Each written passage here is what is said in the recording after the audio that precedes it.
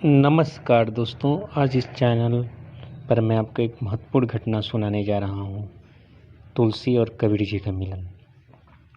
तो दोस्तों, नहीं तो चैनल सब्सक्राइब कर ले, क्योंकि यह चैनल अध्यात्म के कबीर दर्शन की संपूर्ण जानकारी देना है, ताकि आपकी आत्मिक बौद्धिक विकास हो गए, सही अध्यात्म को आप समझ सको। दोस्तों, तुलसी और कबीर दास जी समकालीन संत थे।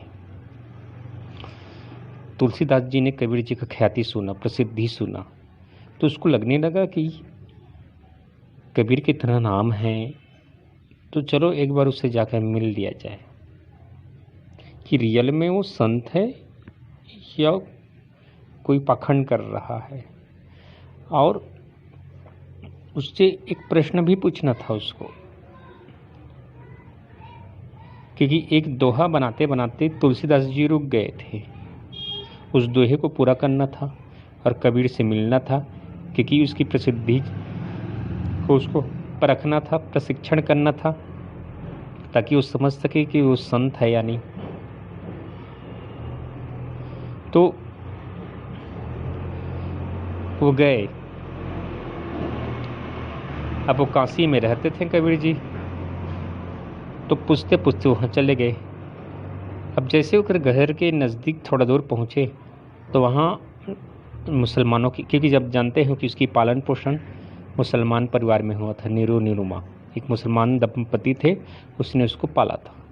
तो मुसलमानों की बस्ती में कबीर जी की कुटिया थी।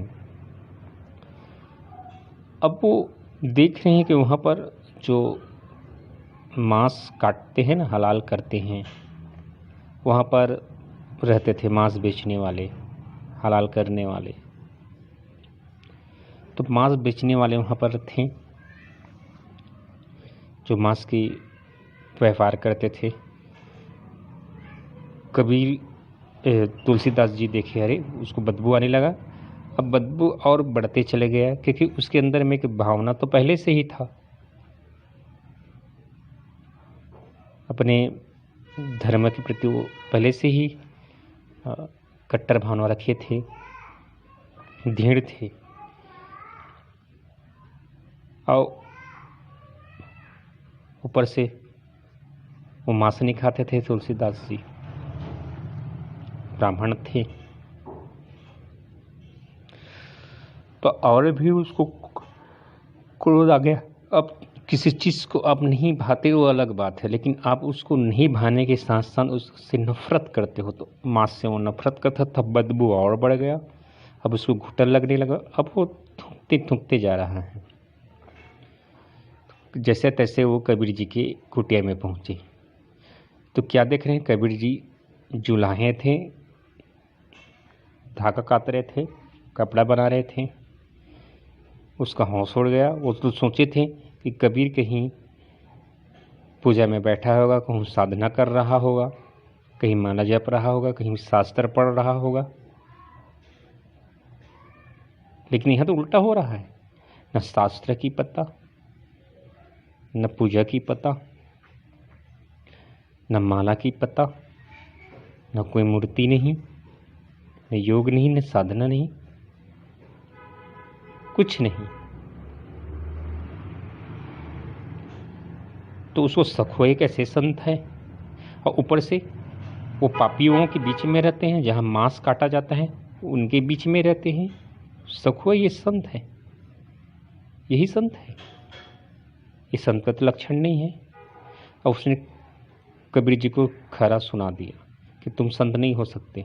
संत होते तुम ऐसे जगह नहीं रहते जहाँ जानवरों की हत्या किया जाता है। तुम विरोध करते और नहीं मानते, तो इस जगह में रहते भी नहीं। और तुम संत होते तो इस तरह तुम्हारे पास मूर्ति होता, तुम साधना करते, माला जपते। ये क्या काम कर रहे हो, चूल्हे वाला नीच वाला काम कर रहे हो। संत ऐसा नहीं करते। फिर कबीर जी ने सब सुना। फिर भी अब जब तुलसीदास जी आए थे, गला सूख गया था, तो देखा कि उसको प्यास लगी होगी, तो उसको पानी रहता। वो तुलसीदास कर दिया कि मैं पानी नहीं पीऊँगा, मैं तुम्हारे हाथ से पानी नहीं पीऊँगा, तुम संत नहीं हो सकते।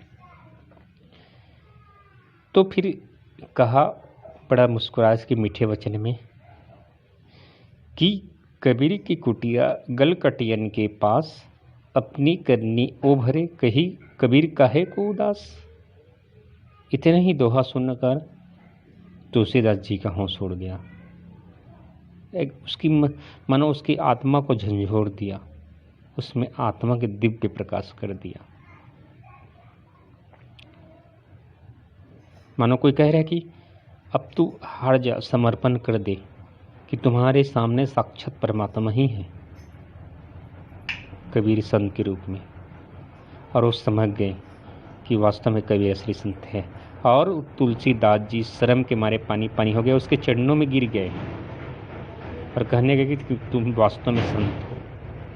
मुझे अहंकार था कि संत तो एकदम अलग रहते हैं, वो तो एकदम अलग रहते हैं, पापियों से दूर रहते हैं, वो तो एकदम भगवान के भक्ति में चूर होते। लेकिन तूने बता दिया कि संत पापियों के बीच में भी रह सकते हैं, संत काम धंधा भी कर सकते हैं, संत को घर बार त्यागने की जरूरत नहीं, काम धंधा त्यागने की जरूरत नहीं, वो परिवार में रहकर भी भक्ति कर सकता है। तूने भक्ति के सही मायने बताया कबीर, वास्तव में तुम महासंत हो। और जैसा मैंने सुना था, वास्तव में तुम उसके लायक हो। यह कहकर कबीर जी के सामने तुलसीदास जी झुक गए। और ये महामिलन फिर जो पूछने आए थे उस दोहे का पूरा बात पूछा।